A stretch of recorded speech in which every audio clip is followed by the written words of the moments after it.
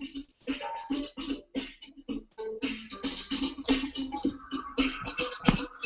morning, ladies and gentlemen. Did you all sleep well last night? That's a lot of background noise you've got there, Dan. Alright, sorry.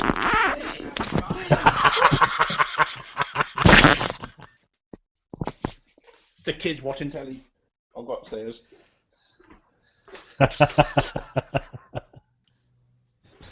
Trying to think how this thing works. Exactly like you're doing it now. If you've got a pair of headphones that you can stick on, that would be great. Right. One moment then.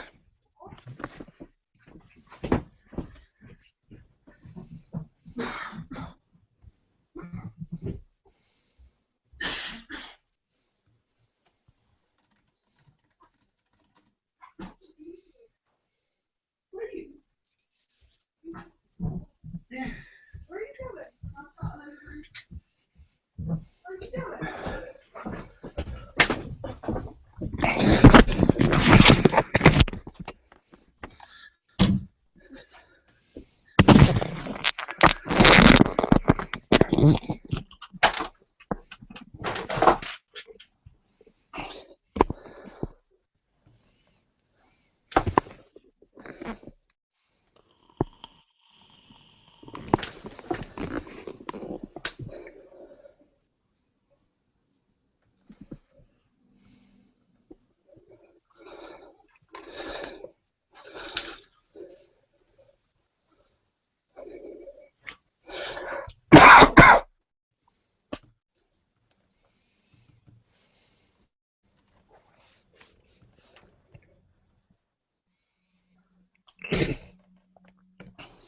I'm just in the process of setting up a chat room on the web page.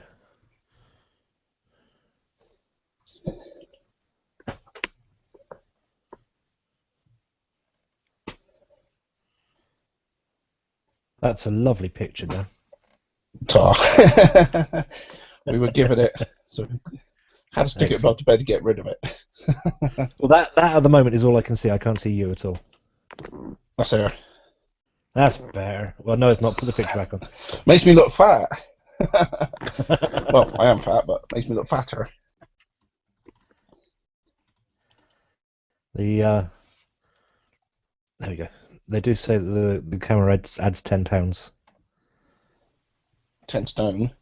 Yeah, that's how I feel too, mate. I think that's the beer, isn't it? I'd like to say that, but I don't drink. Oh.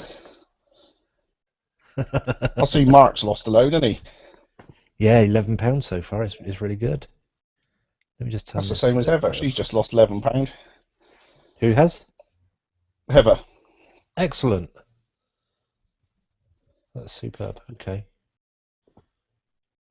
Did you do the Where I Go yesterday? No, I didn't. I stayed indoors playing not Call of Duty, Grand Theft Auto 5. There's a new Where I Go come out this morning, wasn't there?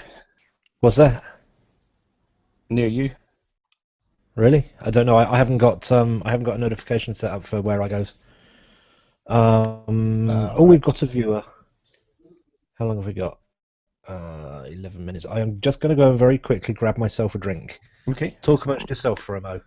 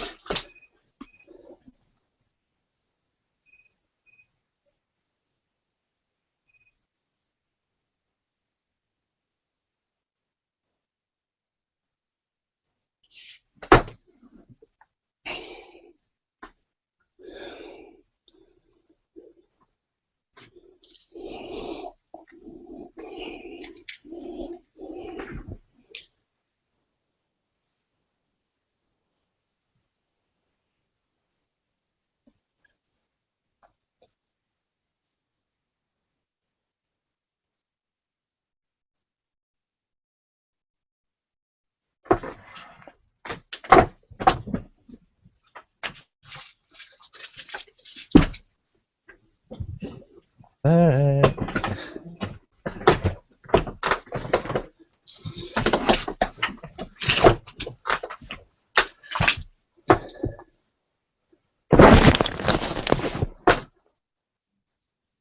Right, that's some power. Are you all settled and relaxed now? Because I get a lot of background noise when you're moving around. I'm not Hello, moving two viewers. We've got 2 people watching us, but at the moment, Dan, it's you and me, mate.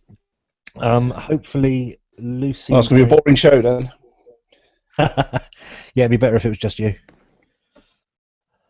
Cutting it very fine, possibly 5 minutes late, says Matt. Where did that go? There it is.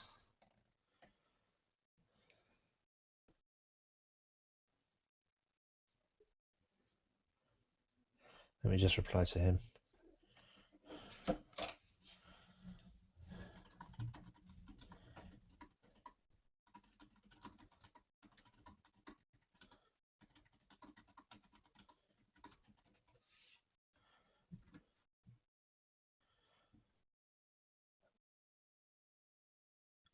Good. Bingo the Bounty Hunter's rushing back from Devon just so that he can be on the show with us. Well, something like that anyway. With some cider. Oh, probably. He's saying he's running about 5 minutes late at the moment, so... How's life treating you, Dan, anyway? You alright? Not too bad. Not enough caching. Oh, no, yeah, but it's the weather. It's horrible. It's just nasty weather. There's no snow. They had snow in Chichester yesterday, apparently. Oh, right. Yeah. Must remember that I've got the camera on and you can see me when I pick my nose.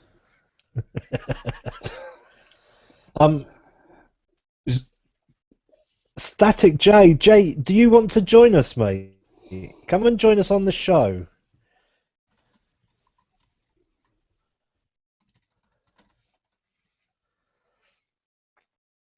Let's see if we can get Jay in from Northern Ireland. We were chatting last night.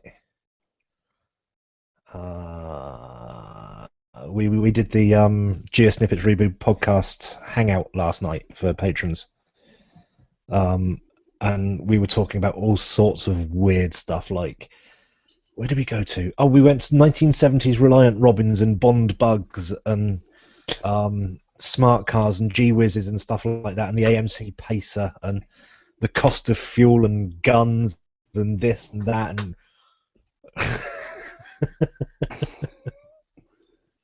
yeah, why not, he says.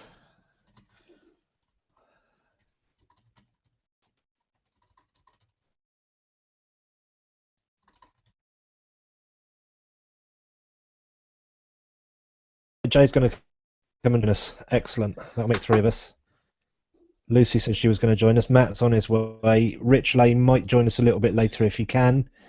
Mark Banana Sauce was going to see it. Sorry, Benign Sauce.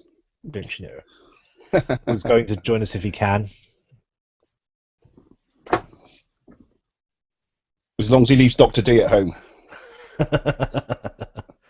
Well, he was going to join us on the Hangout last night, but it was date night for him. And there we go, Jamie Robinson. There we go. Right, so let's just copy that one. Copy, and in there. How do we invite people? Invite. Paste.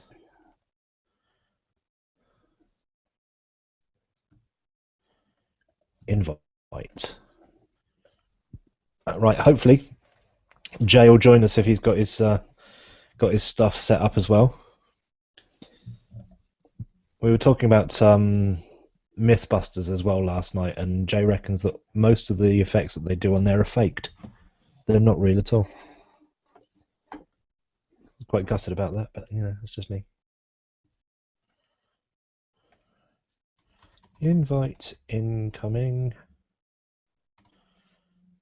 And hey, if anybody else is one of those 2 viewers that's not Jay and you want to, here he comes. I have set up a chat room on ukgcpodcast.com/live where you can come and chat to us. I'm not going to have it on all of the time because obviously I've got to switch between windows so that I can see the beggars that. Jamie! Hello. Twice in 2 days, aren't we lucky? It only seems like well, it was yesterday we were talking, so It was yesterday. I am we were talking, absolutely absolutely. dosed with the cold. So if I'm really hard to understand today, That's all right. I'll just stick you on mute. It'll be fine. You can just use sign language. How long we got? We have got about 3 minutes, and then I'm going to press the record button. We do have a couple of things that I want to cover today, but you know, if you guys want to chat about anything, it's much of an open round table, if you like. So if there's anything you fancy bringing up, have either of you actually ever done a Where I Go? I've never done a Where I Go. One. Dan, you've done one? Yeah. Because I know that there's quite a few round near me. The forest. Oh, I've done two. Pearl, Sorry, two. Two. Wow. Two. Yeah. Yeah. Forgetting the first one. It's always the first one that you forget. There's three. It's called the Forest of Peril, and there's a bronze, a silver, and a gold, depending on which routes you go to get them. And people actually do go out and do them 3 times. I know that Life Choosers published a Where I Go down near me, down in Romsey, and if I can pull it up on the web page, I will.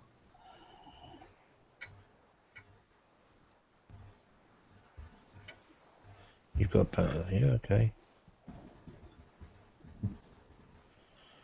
Right, I'm getting lost here. Richard Hopkins. I must remember that I'm live and online. And it's not chasing Smiley, so watch your language. Absolutely, absolutely. No, I'm very, very, very aware of that. Oh, I can't find it at the moment. I'll dig it out. Let's go back to the right page. Okay. I was really hoping that Lucy was going to be with us. Matt says he's going to be about 5 minutes late joining us. Jamie, you say you've only got about 40 minutes? Yeah. Unfortunately, it's my that's not unfortunately. It's my nephew's 7th birthday today. So. Oh. How dare he have a birthday and get in the way of my recording? It's just I rude. know. I could maybe, if the 3G's good enough, I could maybe go mobile and continue to call in the car, but... Find a cache on the way, yeah? Yeah. That truly is live caching, isn't it? I think, gentlemen, it is 1400 hours, so I am going to very quickly press this button so that you don't have to look at me for a minute. Look at that for an awesome logo, huh? Superb. Lucy! I can see a picture of you even if I can't see you or hear you.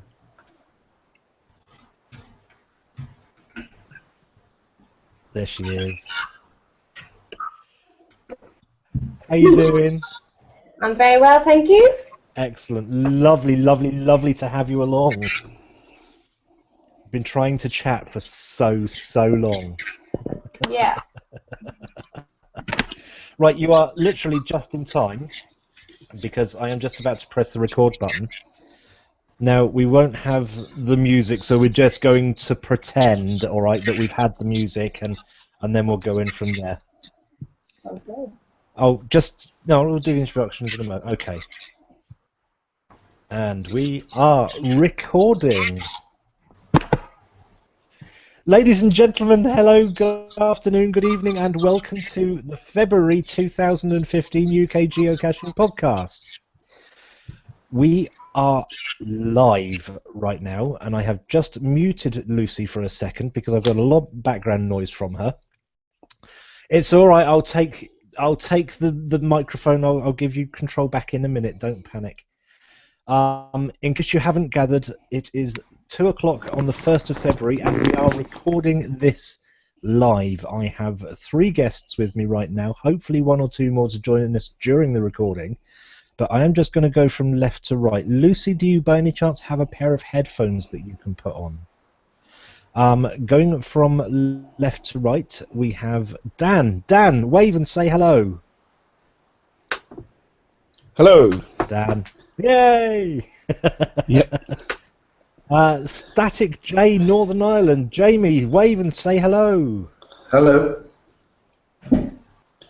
And quite embarrassingly, I've realised that I don't actually know Lucy's caching name. Let me just unmute her. I can't unmute you. Lucy, is there an option for you to unmute yourself, please? There you Hello. go. Excellent. That's better. Lucy, welcome to the show. We haven't Thank spoken you. before. What is your caching name? It is Rapunzel. Rapunzel with lots of R's. Just one. Just one. Okay. So, Lucy, where are you based? I'm near Ely in Cambridgeshire. Oh, very nice. Beautiful area. And Dan, you're down in Dorset, and Jamie, who's muted himself, I think he must have had a cough. Jamie, you're in Dublin or Belfast? I'm in just outside of Belfast, a place called Lurgan. Very nice. Very nice indeed. Well, guys, thank you ever so much for joining me this afternoon. I have a few bits and pieces written on. Look, I've actually, my hatred of writing things down, I've actually written show notes. How awesome is that, eh? Let me just put those down quietly. Last month we were talking about the essentials that go into caching bags. I want to go through that with you guys just in a minute. We're going to talk about GeoCheck. We're going to have a quick discussion about Where I Goes, and because we have Lucy Rapunzel with us, hopefully we might get to chat about Chernobyl. I'm well looking forward to that. Oh, and smartwatches. I don't know if you guys listen to or watch either the Geocaching podcast or Geo Snippets Reboot, but they've been featuring, well, basically nerd porn, I think we can call it. It's just awesome.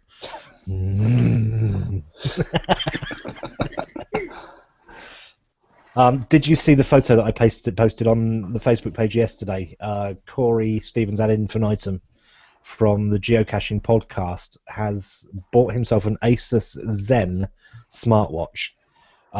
Links up to his Android phone and gives him CGeo on his wrist. Really, really cool. I really, really want one. So, we'll talk a bit more about that later. Right, as I mentioned, last month we talked about the caching bag essentials, where LJ asked if there was one essential item in your caching bag that wasn't your GPS. And I'm going to start on my left, which is Dan. Dan, is there anything in your caching bag that's absolutely essential to you? A pen. Good answer. Like that one. Jay. It saves cutting a finger and using blood. I've done that. So I think the most important piece to get in my caching bag probably would be a pair of tweezers, because I have sausage fingers and I couldn't get a lot out of some caches. It's just no. So yeah, definitely tweezers or a pair of really fine needle nose pliers. Excellent. Funnily enough, I went digging in my caching bag earlier to grab my tweezers out because I had a splinter in my finger from where I'd been down the dump. So, not just for caching, they're just an essential item to keep around you, you know. Lucy. Hello. Hello. Is there any essential items in your caching bag? I was going to say tweezers as well, but in an emergency, one of those little grippy hair clips is good. Not something I tend to carry with me, as you can probably tell from the length of my hair, but would you use it in the same way as a pair of tweezers? Yeah, in just the same way, because it's got the two sort of prongs. You can grab it. Oh, Quite good. excellent. They'll all help for the things like the nano cache. Yeah. I did have one response, and I was going to leave it till next month, but I'm going to read it out anyway. Yorkshire Yellow, John got in touch. My 3 geocaching bag essential items are a pair of these, and he sends me a link. but I can't actually read what it is because it's a link to Amazon. I think it's a pair of folding secateurs. He says the main purpose of buying them was to have something capable of cutting through the brambles, nettles, and other plant growth, which in my part of the world in Gloucestershire seemed to go mad last summer, often totally blocking path gates and stiles, with the Geo kids 7.5 and 3.5 would refuse to walk along over through. We'd often find ourselves doing some gardening over the course of a walk, and they have proved invaluable for slicing bread rolls and dividing up cakes, etc. You're taking cake caching. There's a new essential item for my caching bag, guys. Cake. He also says a travel pack of baby wipes and a couple of nappy sacks can be used for wiping out mucky caches, GeoKids mucky faces, hands. Sorry, I'm scratching my nose again. That's really rude of me. GeoKids mucky faces and hands, impromptu toilet breaks, cleaning off the GPSR screen when I drop it in the mud, cleaning the blade on the secateurs, etc., etc., etc. Now, he's got a third item in there. Hello, we've got a fourth person. Matt! Hello, Matt. Hello. Hello, how you doing? I just see you popped up. I'm good, I'm very good. I've just seen you pop up. I was away on another screen reading an email from John Yorkshire Yellow about the caching bag essentials. Before I go back to that, very quickly introduce yourself for me, please, mate. I'm Matt, and I'm known as Bingo the Bounty Hunter from the Southampton area of Hampshire. So here I am. It was a bit of a rush trip back from Devon, but I'm here now. Yeah. You made it. You made it absolutely. Thank you ever so much for joining us. And you're only 8 minutes into the show, so it's all good. Good to be here. Now, very quickly, I'll come back to you in just a second. John Yorkshire Yellow said his third item on his caching bag essentials items are a mini first aid kit. He's always cutting himself when going into hedges and brambles, and it's amazing how much further the Geo kids will walk when a plaster is applied to the most innocuous cut or graze, and or some of Daddy's magic cream, which in reality is a small tube of everyday moisturizer. Oh. Now, Dan came up and said a pen. Jay came up with tweezers. Lucy was going to come up with tweezers, but she changed her mind to a what was it, Lucy? Oh, hair grip, wasn't it? One of those little clippy hair grips. Something, as you can probably tell, I don't tend to carry around with me. Matt, is there anything that you consider to be an essential caching bag item that's not your GPSR? There are two things. Tweezers is one. Never be without tweezers.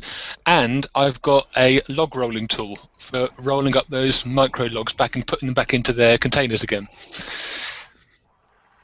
Not seen those. Oh yes, Yeah, I have. so- Is that the little It's got thing a with little slit in it, yeah. So you put the paper in the slit and then roll it in, and it comes all tight, and you can put it straight back in again. It saved a lot of hours putting logs back in.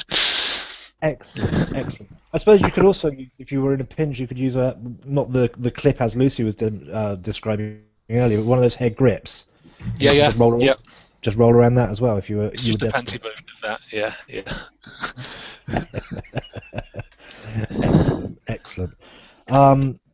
If anybody else wants to get in touch with their three or their one caching bag essential, tweezers seem to be a popular theme here, and as I was saying a few minutes ago, I actually went to my caching bag earlier and got my tweezers out to remove a splinter that was in my finger. So, not just useful for when you're caching, but when you're at home as well.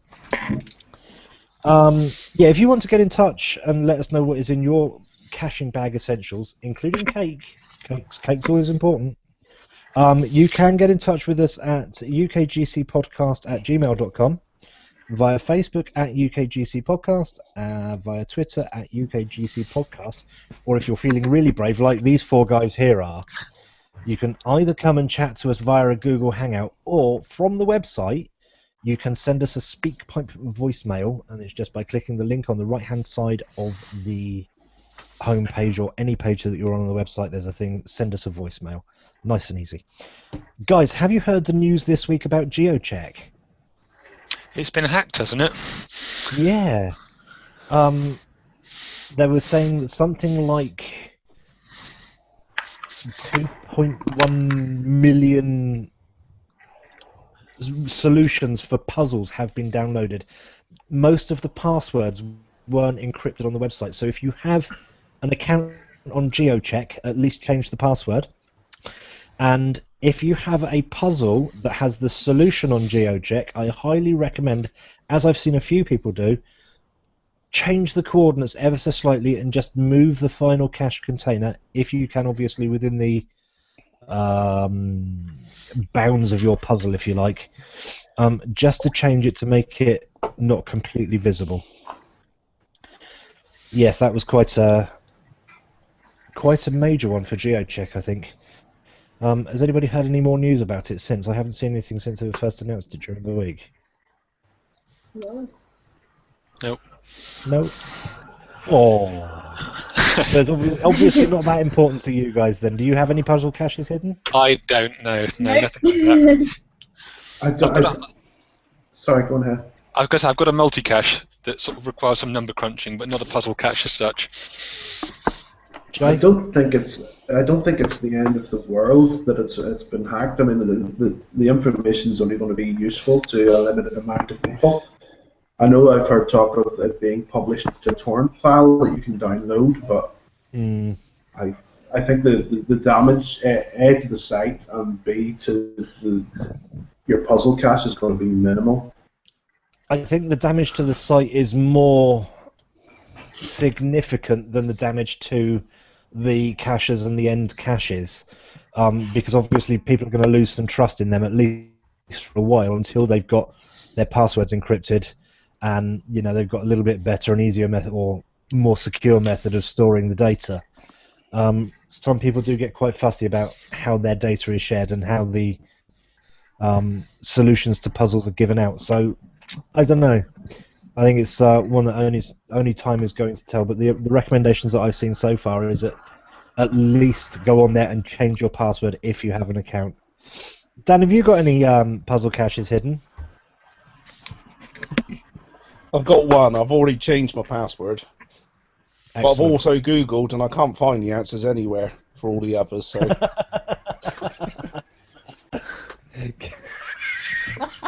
Is there a lot around your area then, Dan? There's a lot, yeah. It would have been nice to have found a list of answers. I think at the end of the day, most geocachers are quite honest about this sort of thing, and although it's available, the probability is that they won't use it anyway, so I don't think it's going to be a major problem. I think it's something that only time is going to tell the longer term damage of it. Like Jay says, it's possibly not as tragic as I think it is, but it's quite big news for what essentially is a small community. Jamie, can you remember the numbers that Andy threw out on the GeoSnippets Reboot podcast last night about the number of active caches? Out of the 10, I think it's 10 million registered users for geocaching.com, the statistic of actual full-time regular players is more like a million, in and around the million player mark. And they count the regular players as those people that find a cache at least one cache every 6 months. Yes, that's correct. I think the other. Sorry, go on, Lucy. I heard the other day, I don't know which podcast it was on, but that the average number of caches found is only 7. So there must be a lot of people that sign up, find a few caches, and then don't find any more. Yeah. Absolutely. I think it was Mark on OBeep had an interview with Eric from Groundspeak, and yeah, it was the average user finds 7 or 8 and then gives up for whatever reason.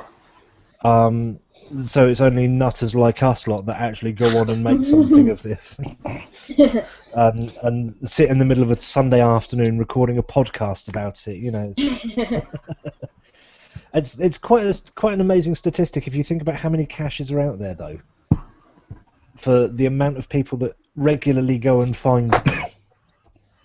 I'm sure with a little bit of number crunching we could work out that there's a 1 in 10,000 chance of somebody coming and finding my cache once it's been published for a year or whatever. I mean, I love playing with numbers like that, so I might have a look at it sometime and see. it's a very bold admission of geocaching.com to make. From a marketing perspective, it'd be, yes, we have 10 million players, but it's a bold statement to make. But yeah, but only 1 million of them actually play. Yeah. I think it's something that really only the people within geocaching are going to be interested in, though. If you're talking to an outside marketing company, 1 million regular players, all right, that's worldwide, but 1 million regular players with something that's effectively as small as the world has become because of the internet, that's still not a problem for advertising revenue, is it? I mean, 1 million people are going to see my advert for however little it is. I think that's what. And that's 1 million accounts, isn't it? And there's teams that have 2, 3, 4 people in them, so you can multiply that again. Absolutely. I mean, my main response to that last night was that of those 1 million regular players, how many of them are doubled accounts if they're sock puppet accounts or accounts for the kids when they only go out playing as a team, but the kids have got their own accounts so they can, when they're ready to, they can go and find their own. Or people like UK Cash Mag or myself, for example, I've got an account for the podcast. I've only logged it as finding, I think, 2 or 3 caches because I just found it was too nauseating a task to have to log out and then log back in again. But it did make me wonder how many more like that were part of that 1 million. I don't know. Somebody hoovering.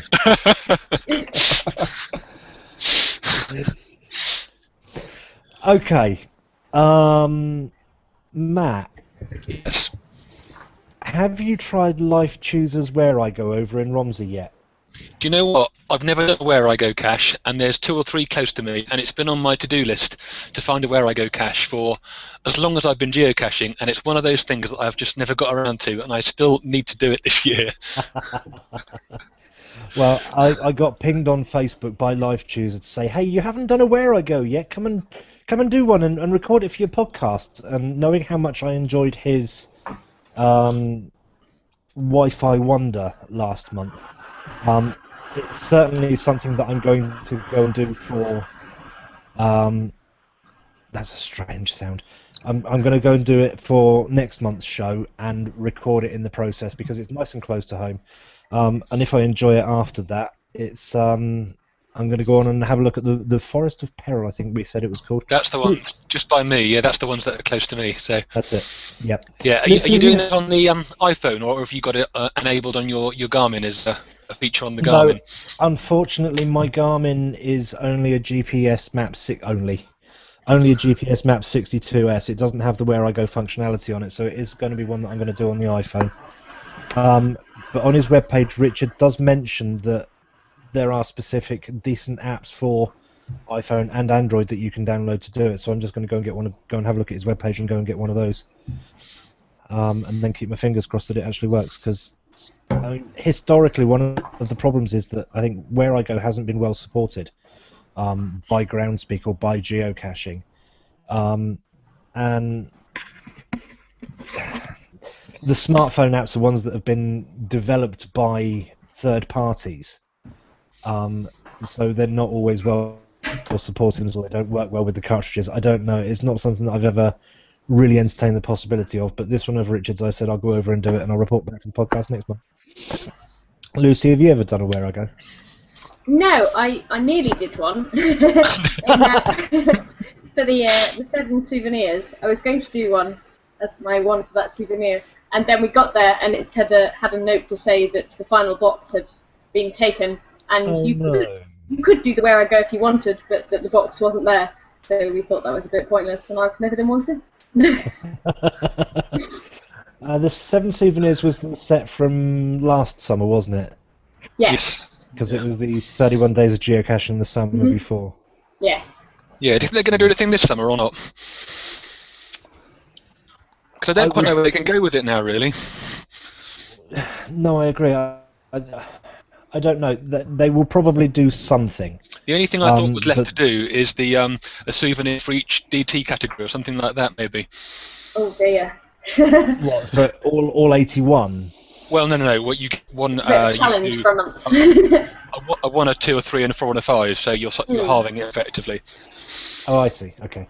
So you're not talking about a D1.5 T3. No. That would be a All bit to be much. done in August. No. Was there ever a souvenir for doing all 11 types of geocache in a day? Not that I've seen.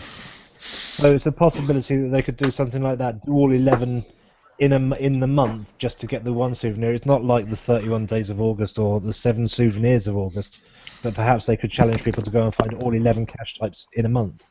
Mm. Yeah, I mean, there's lots that you can play with. Perhaps they could do some of the challenges that people seem to keep setting. Go and do 40 in a day, or 40 in a 24-hour period, or something like that. I'm thinking of, what's the cache name? Is it the 40 Sortie? We've got one round here called the 40 Sortie as a challenge cache, and you've got specific tasks to undertake. Or, perhaps they could take up the number of points, like some of the challenge caches that we get published. So you've got to do, say, a traditional T1 D1 is 5 points, and you've got to the D5 T5 is 1,000 points, and you've got to do, say, 5,000 points in the month to get the souvenir, or something like that. Yeah, maybe. I got my first 5-5 last week, by the way. Oh, well done. Which one? It was cheating slightly. It was Mario's A Year Lost, so it was completing the calendar, which I did the week before, which enabled me to go and get the 5-5. So I'm never going to get a 5-5 any other way, because I can't climb trees and I can't swim. So in terms of getting my 5-5, that's it. They have fantastic lifesavers these days, mate. Buoyancy aids. They'll keep you afloat. You don't need to swim. Fine. Lucy, I what's did the a 5-5. Oh, sorry? No, sorry, I was about to ask, what's the highest terrain difficulty that you've got? I did a 5-5 in Peterborough at a kayak event, which was really good, but it was more of a team effort, so I felt that I didn't quite deserve that one.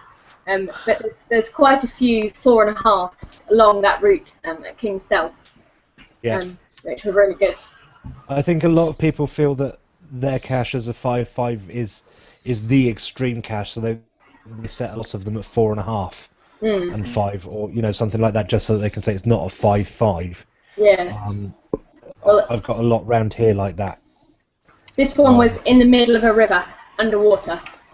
Oh. Excellent. Really quite That sounds extreme. good. That sounds good. What about you, Jamie? Have you ever done a 5-5?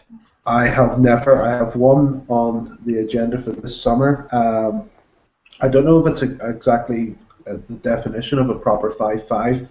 I think it'll turn out to be more of 5-4, but it's based on the Game of Thrones series that's filmed over here in Northern Ireland. So it's a place called Tullymore Forest in County Down, and it's going to be based around there. So it advises you to bring climbing gear. It advises you that if you're entering the river section of the cache, to be at least wearing a kayaking helmet. So there must be sort of scrabbling over rocks, or possibly an underwater section involved. So That sounds good. It'll be fun. There's a couple that I want to do. My brain is fried. Is it Sunday afternoon yet? Can I go to bed? No, I really can't remember what they're called. They're underground ones in the caves. There's one section of the cave called the Cathedral or something like that. Above and below at Box. The below above series at Box.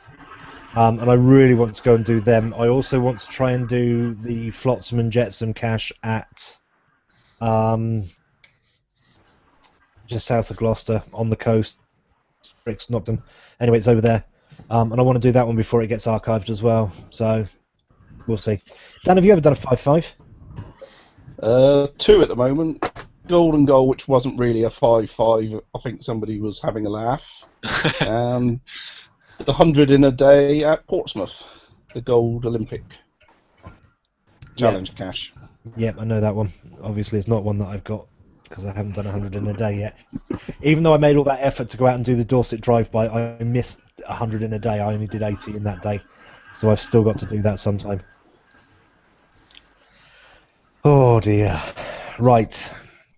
We are winging through this. Has any of you got anything that you want to throw into the conversation before we go any further?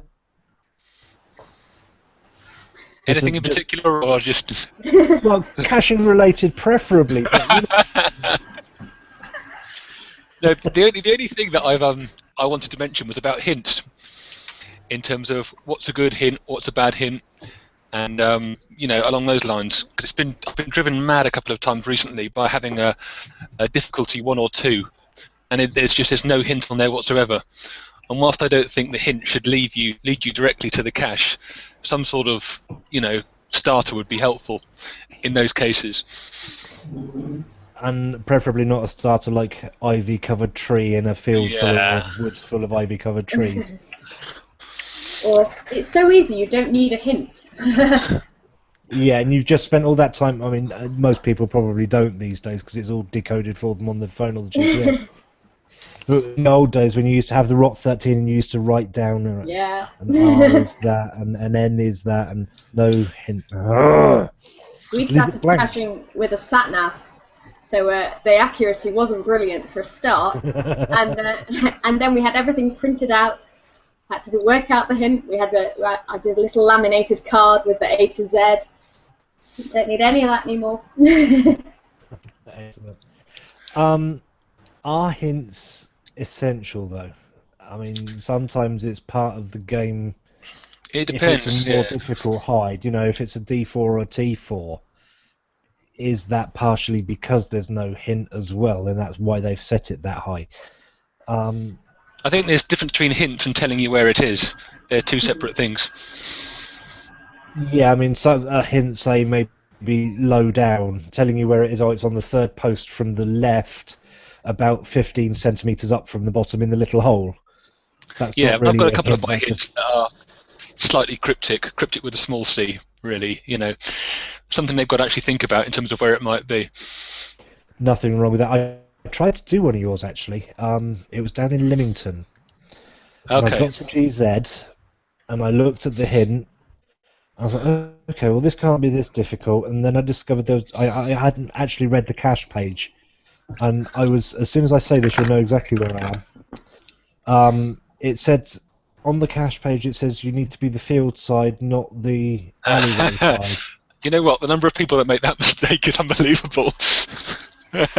The problem I had at the time, there was a cricket match on in the ground, so I just thought, no, I'm not going in there. We'll come away again. So, I mean, the hint for that one was a little bit cryptic, I think. I understood what the hint meant. I'd managed to decode the hint, or, decipher the hint, if you like. But where I hadn't actually read the cache page, it's like, right, it's 10 feet that way, over that 10-foot high fence. Okay, I'm not going to get that one today. So I haven't even been back to get that one yet. Jamie, any thoughts on hints? Probably my biggest gripe about hints would be you have found the cache and you're looking at the hint and you're going, that has nothing whatsoever to do with the cache.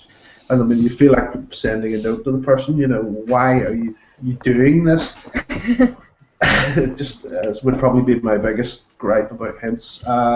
Hints, I think, in the easier caches for beginners, yes, make them as straightforward as possible. But if you're going to go up through the higher difficulties, either cryptic as hell or not at all, make them look for it.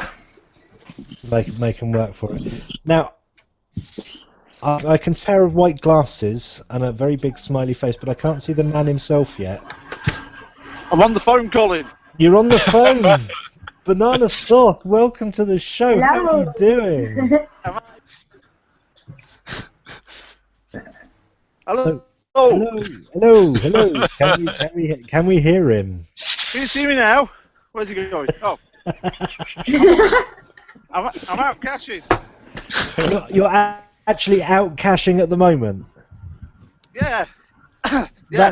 That's absolutely awesome. Now, I don't know if you can see this because I've never tried this before, but we've got Bingo the Bounty Hunter, we've got Lucy Rapunzel, Static J was with us, and Dan from Bull Family is with us. Look at that. We're doing really well today, mate. We're having a great time. Well, I am anyway. I was worried about how well it was going to go, but I've got these nutters joined me, and I'm quite happy about that. Thank you very much. So is this your show this month? This is this month's show, mate. Absolutely. So we really are rocking it live caching. Roving reporter. Hey, do you know that cache on the last show we were talking about with the bird box? Yes. Right? They moved the bird box Right. to a foot below where the cache is. A foot Right. below it. Hey? A foot below it. Yeah, it was about 6 foot to the other side, and now it's a foot below. Oh my life. Sam's just taken us the wrong way. Awesome. Well done, Sam. So, So whereabouts are you at the moment, Mark?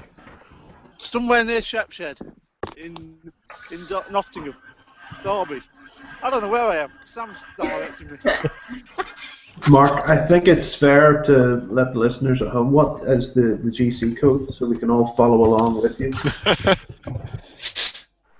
Yeah, which GC code is it, Sam? Hold on, let me check. Is that Hang Bingo? on. It is Bingo the Bounty Hunter. I've got a Hello, problem how you doing? It's GC49Y34 by Team Triplet. Do you get that? GC49Y34. Yeah, that's the one we're going for right now. Excellent. I just want to welcome Dr. D to the show as well. Hello, Sam. Hello, Sam. Oh, hi, Sam. He's after a lady. No, I'm not. So, I'm a bit old for him. Bit old? He'd text him any age. That's I'm married. wrong. Colin, edit that. This is going out live, mate. I can't edit it. Oh dear. I've just pimped you out live on YouTube, Sam. Right. I wish I could get you the video for this. No, because we're on 4G, so I can't. 4G might work. If you were on 3G, then it'd be a problem, but 4G might be alright. We're in Derby. Yeah. Nothing works in Derby. Yeah, and it's somewhere here. Anyway, what's the conversation about? Right now, we're talking about hints on caches. Oh, yeah. And how we wish that on an easy cache, it would be an easy hint, and the hint would get a little bit more difficult as you go up through the difficulty and terrains. Any thoughts on that, Mark? Sorry, I'm losing my trousers.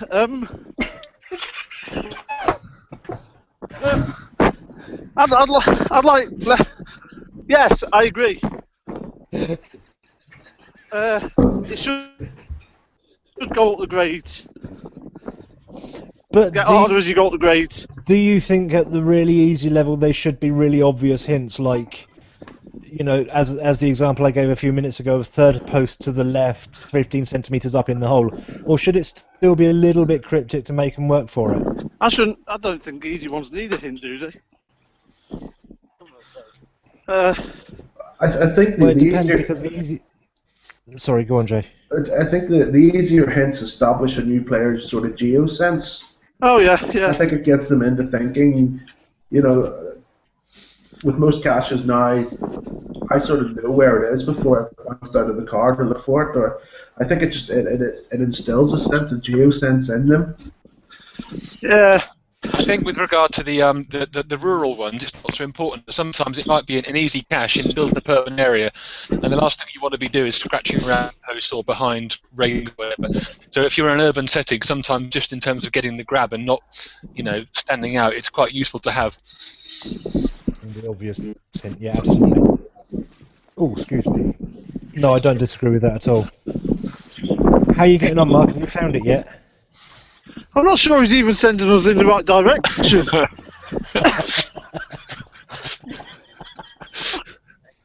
And this is why we're so bad at geocaching. Didn't you say you'd hit 100 last week or something? Pardon? Didn't you say you'd hit 100 caches last week? What, in 3 years? Yeah, be careful. This is the podcast, not chasing smileys. Oh, I'm with my son. How dare you? He says you're a very pretty boy. Right, Sam, where are we going? This way. Right. We're on top. Oh, there's a bridge, Colin. Oh, push him off. Oh, no, don't push him off. Sorry. Sam's crossing the bridge. 5 minutes from where? Are you going underneath the bridge, Mark? Tip tapping on my bridge. What's the hint, Sam? God. Can't feel your hands. Ladies and gentlemen, welcome to the O-Beep Takeover. Sorry. Sorry. No, it's fine, Mark. You carry on. It's fascinating, mate. Wait a minute. This is the hint. The geocacher's other girlfriend. Okay. And this is a difficulty 2 and a terrain 2.5. Right next to a river. Yes. It's like Challenge Annika for geocachers. I'm sort of looking at the satellite view of the area. Sounds like a troll underneath the bridge. Hang on, let me have a look at the web page. coord.info/. You're right, Jamie. It is just like Challenge Annika. DC49Y34. Quick, come on. Sam just nearly knocked his head off on a tree. Oh. You got it? SB3W-06 by Team Triplet and Cereces. That's the one. Oh, it is terrain 2.5. Yeah. Yeah. I'm thinking I'm in this water in a minute. Well, if somebody with 41 fines can find it, then I suspect you can. What's the problem, Sam? Yeah? Alright, Sam thinks he's going to have to get in the water in a minute. Quickly, Mark, you have to get back to Keith in the helicopter. What was that? You have to get back to Keith in the helicopter.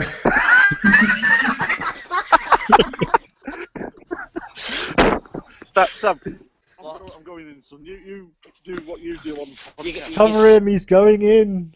Are you wearing wellies, Mark? I'll give you a live commentary of what's happening. Please, Sam, do. You're not getting through that. No, it's a small hole. I'm not getting it. Ouch. Ouch. He's hurting himself. Could this possibly be also the first live geocacher in the water? This is fun to. He's going to go in soon, and I think it's going to be funny for me. I'm driving. Good point. This will be embarrassing. Going live on air and not loading the cat. True. Twin sister. Aren't Banks twins? We've only got about 20 Yes. minutes, guys, so you know. We've got 20 You minutes. carry on with your podcast. Carry on, we'll tell you when we've got it. There you go. Yeah, just carry on. Okay. Right. They'll just keep wittering away in the background. Obviously, if he was on video, then I could unmute him, or he could unmute himself when he needed to. Wait But a minute, as he's, I'll mute myself for you, Colin. thanks, Mark. That's something mental. That's something I've never seen or never heard done before. I know that one of the geocaching podcast guys went out and jumped in the snow in 3 feet of snow live on their show the other week. But I've lost my pen. There it is. Right. Lucy. Hello. Lucy. Yes. Little Miss Explorer. Stop flirting. You're supposed to be muted. Chernobyl. Yes. What? It's somewhere that I've always wanted to go and see. What on earth came up to enable you to go out and see Chernobyl and Pripyat? Well, it's actually open for you to. You can arrange a trip. You have to go through all the official channels, but it is a popular tourist destination. I went because of my husband's work. They take us away for a weekend somewhere. We've been to nice places like Lisbon and Venice and then Chernobyl. So it was a bit of a change. But I think out of all those, I'd take Chernobyl as my first choice rather than... So it was an interesting choice of a visit, but as we looked more into it, we thought actually this could be really interesting. Yeah. and it was. Is there any caches published over there in Well, the area? yes, that was the interesting thing. Of course, as soon as they announced we were going there, I checked the geocaching site, and obviously. First thing you do, yeah. I mean, I don't go anywhere without checking the cache. And And I found that there is actually an earth cache in Chernobyl. fantastic. It's not the sort of place you'd want to go hunting around for a box, so I'm really glad that it was an earth cache. But there are areas in there where it is actually safe to be. I mean, haven't they reopened one of the places as a bunkhouse that you can actually stay overnight? Not necessarily in the hot zone, but very close by. Yes, you can visit and you can stay, but you wouldn't want to be there for too long. The workers, the scientists and researchers and people that are there, they have to do 2 weeks on and 2 weeks off, and you have to be far away for your 2 weeks off because they don't want you can't be around being infected. Oh, it's absolutely fascinating. So obviously, if you went with work, you didn't have to pay for that trip. But No. have you got any guesses on the sort of approximate cost that it would take for somebody to get out there and have a look around? I think the actual trip was maybe a few £100, but then obviously you've got the cost. We went to Kiev and we stayed in Kiev for the weekend and then did a day trip to Chernobyl. So Excellent. that's about a 2-hour drive from Kiev to Chernobyl. And well, on that route we'd watched a video, sort of giving the whole background to what happened. So we sort of knew the history when we got there. Obviously, a lot of us sort of knew vaguely about it, but it was fascinating. There's so much that you don't get told. Sort of the official view of things is so different from reality. Yeah. On a slightly different but similar vein, I was in a human factors course a few weeks ago, and they were talking about one of the shuttle disasters. And you hear all of these differing opinions and about what happened, but when we were shown a video of sort of the final few hours before the shuttle took off, and the decisions that were made and the sort of things that went in the background, and it explains a lot more about what's going on. So I can imagine that, you know, it's like that for there as well. You get the official line, certainly from the Russians, that are very what's the right phrase? Controlling over the information that goes out. Yeah. Whereas the people just want you to know what happens. So. Yeah. Well, I'd love to. The official numbers were something like there's only around 20 people. Oh, is that my marker back?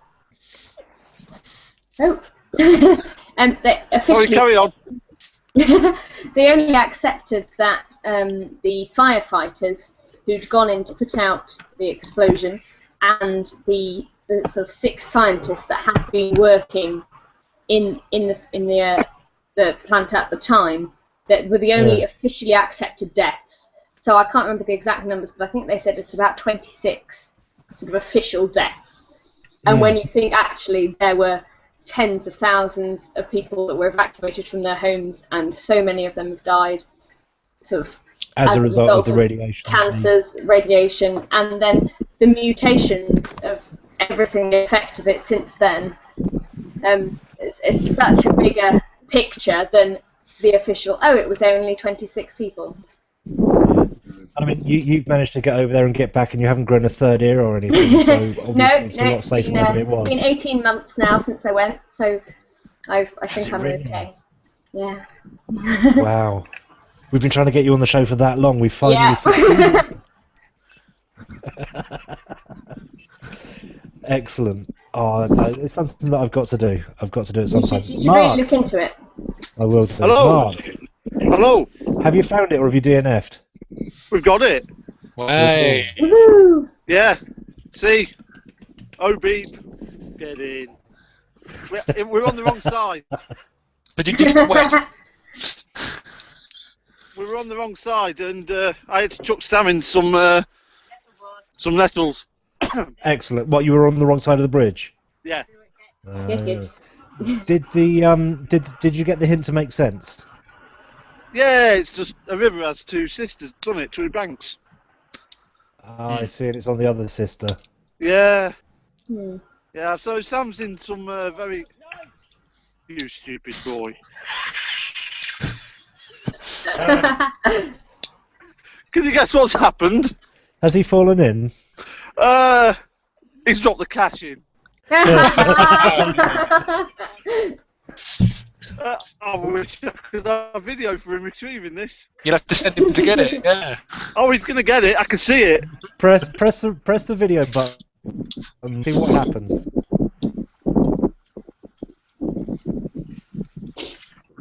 Is that it? Can you see me? Not quite yet. Let me just say, I can't feel my hands, and it is, I'm in pain. Go and get it. And I've got, Yeah, Sam, in the bag there's a spare logbook. Because like all your good geocachers, you know. I'm gonna get it. Well, there's a spare logbook. I thought I'd take like 5 minutes just to talk to you on this hangout, and I didn't expect this. Right? Oh God, he's going in the water. Oh. We need a photo. I'm gonna do it. Oh, Yeah. I don't want that in there with me. his last wishes are for me to have his phone. Put it in my pocket. The video hasn't worked, Mark, but certainly we need a photo of this for the show page and Facebook. Sam, you're not wearing wellies. He's not wearing wellies. He's got walking boots on. Stupid things cachers do. I'll tell you what. This is going down in for next week's show. Hey. Oh, he's in. Let me just take a photo. Sit and twiddle our thumbs. So, while they're doing that, has anybody else got any aspirations of places that they really want to go and sort of do some caching? My wife and I were discussing holidays a couple of weeks ago. I actually messaged Mark to tell him about this, but she wants to go to Cuba. And I'm like, well, you can't bring, pardon me, GPS gear to Cuba. Apparently it's not allowed. So I tapped it into geocaching.com, and it has 5 geocaches. So it's a debate. Do you want to find the cache, or do you want to go to jail? But if you were on something like a smartphone, how would they know? You're not allowed to bring any smartphones in unless they have a certificate confirming that the GPS chip has been physically disabled. Wow. You can apply to the Cuban government to get a certificate to bring a GPS device into the country, but you've more chance of flying to the moon. But there's obviously there has been some die-hard cachers that had smuggled something in to take coordinates and hide a cache. But well, unless they've done it the same way as other people do it and just use Google Earth or something like that. It's a possibility also, yes. Google Earth will be blocked, wouldn't it? I would have thought. Well, I think so. We'll have to have a look and see. Could require a lot of research beforehand. Yeah. Well, Mark had suggested you could do it paper, do it via paper caching. It's possible, but I don't think I could go anywhere where I'd be without internet for more than 15 minutes. We were having a conversation on the GeoSnippets reboot where teenagers these days are actually sitting and excuse me, when they're talking, they're looking as if they're doing this at the same time and using their fingers while they're talking as if they're sending a text message. Jamie, are you saying you're getting that bad? No, I'm not that bad. I just you couldn't take my phone away from me more than about an hour. I think that would be the longest I could go. It's not checking. I like constantly checking the BBC News website for some reason. I like to know what is going on in the news. And I think that have you seen their updated app on the phone? Yeah, I've seen that. I don't like change. What's changed? The BBC News app on iPhones and Androids, they've updated it to different segments. And actually, I think it works better once you get used to it, except for the fact that it's got little pop-ups that come up and say, did you do this? Yes, go away. What about this? Yes, go away. What about this? I don't care anymore, go away. I think it's. I mean, the BBC News website in Northern Ireland now they've set it sort of more people friendly, so they have like a timeline. They have these two live web reporters, and it's like tweets. It's all this is. You're nearly finding out what they have for lunch every day, and you're like, go away! I just want to read the blooming news. So it's like Facebook for newscasters. Yeah. Mark, has Sam managed to retrieve the cash yet? Stubborn little bogger did. Hey, he got it. He's got a wet foot, but he got it. And you have a new logbook in there. Are you going to volunteer to get the logbook returned to the owner, the old logbook? No, the old one was dry. It landed on the ledge. Bonus. Yeah, but you just had to get in the water to get it off the ledge. Only my feet got wet. Only his feet got wet. Yeah. Oh. Lady and gentlemen, I'm going to have to duck out. I'm sorry. I have to go. I'm getting the evil eyes from the good lady here that we have to meeting. Oh, So, thank you very much. Oh, thank you ever so much for joining us. It's lovely to see you. We'll catch up soon. See you, Jamie. Bye, Mark. Cheers. Bye. Oh, yeah.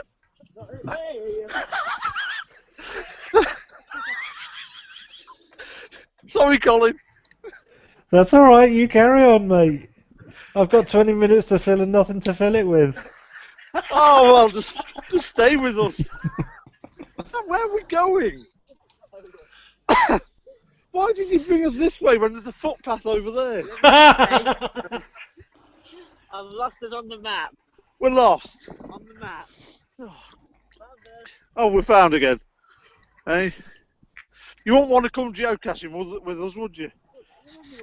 I'd want my own device to be able to tell where I'm going because I really wouldn't want to follow Dr. D. So where's He's- all the he's- where's all the LJ audio this month?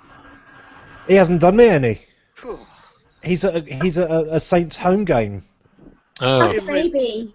I'm sorry to hear that. He can do a Saints home game, but not record with you. Yeah, well, we could get him to do the same thing from the match. Lucy, the baby is fabulous. Good. I've seen a couple of photographs in Good. the last week. He's coming on beautiful. LJ did say that they were going out shopping to buy him some bits the other day, and he fell asleep, so they stayed at home. Oh. The baby Don't know fell whether they asleep, just take him or out. LJ fell asleep. No, LJ fell asleep. But both mum and baby are doing very well. Good, I'm glad to hear it. Absolutely. I might get permission at some time to try and post a picture, Aha. but I'd probably have to black out the face or something, so you just get this random baby body. with a black- Oh, but I was getting what you do. What was that, Sam? He's got something in his and then grabbed the bottom of the boot, which is caked in mud. Excellent. He's a bright child. Yeah, that sounds like something that LJ or I'd do too. Awesome. Right, I am not going to carry this on for too much longer because, like I said a minute ago, I have actually run out of stuff to talk about this month. So, why would I want to talk about you?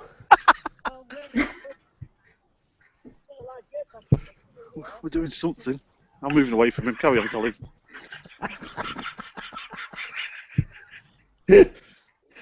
Sorry. Imagine. You can now see how much editing I have to do, can't you? You know how much editing I do when I'm on the show with you, Mark, or you're on the show Yeah. with me? Yeah. When LJ and I get together, we tend to edit out about 3 to 3.5 hours worth of content per month. Seriously, we edit out 3 to 3.5 hours of content per month to get down to an hour and a half show. Because most of it would. How did my mate phrase it earlier? He said more beeps than a reversing lorry. So yes. So unless anybody has any dazzling insights that they want to share, I am actually going to end the recording any second now. Dan. Nope. Nothing to share. Nothing. Lucy. Oh, I'd like to say congratulations to my mum, Mrs. Whiston, who's reached 100 finds. I've got her into the obsession. Well done. That's absolutely fantastic. Congratulations. Congratulations. Yeah. Mark, catching up with us soon. Mark, any Cheers, mate. geocaching wisdom that you'd like to share with us? Yeah, don't come geocaching with Sam. Other than that, nothing. Okay. Thank you very much. Matt, anything, mate? No, nothing. Thank you. No, okie dokes. In that case, I am going to end this show. Don't go anywhere, guys. We'll be back in a few minutes. For those that are listening on the podcast and the viewer that is viewing, thank you ever so much for coming along. Dan, Lucy, Jay, Mark, and Matt, thank you for joining me. Normal service, we hope, will be returned next month when LJ will come back and rejoin the show. Until then, have a lovely, safe caching month, and we will catch up with you in March. 56 minutes, guys. That's not bad going. Oh, Mark disappeared as well. Huh. Hopefully, I'm gonna press the stop broadcast button now. Hopefully, it won't cut us off. Give me just a second.